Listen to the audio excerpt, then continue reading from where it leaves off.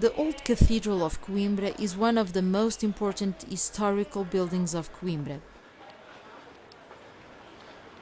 After the difficult rise of the Quebra Costa Street, we find this little relic of Coimbra with high walls, crowned with battlements and with few and narrow windows.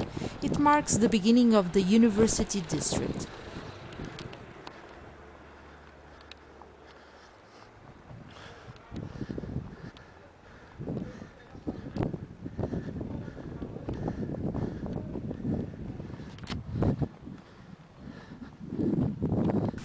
Old and piled houses, small windows and balconies, roof tiles, and medieval residential and commercial areas represent the old city in which our course was made until this point.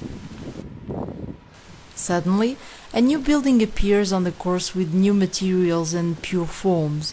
We enter in the upper town, the university area, the most important and representative place of Coimbra, with its old strong academic traditions.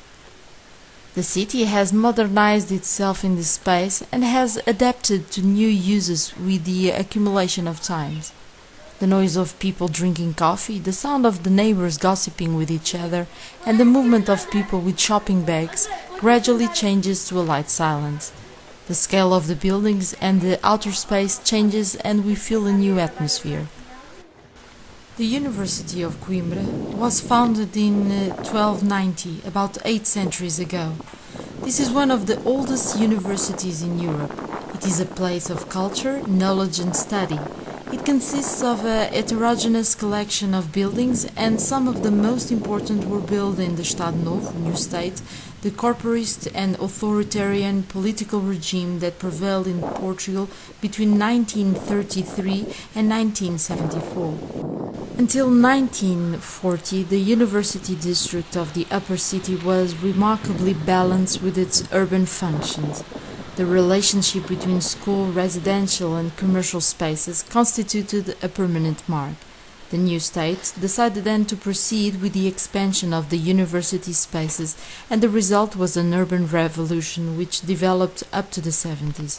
The authoritarian exercise of power has produced a totalitarian aesthetic crossed with the rich imaginary of Coimbra. It is the sum of these different aspects that makes the University of Coimbra truly unique. The University of Coimbra is the biggest urban and architectural intervention of the new state.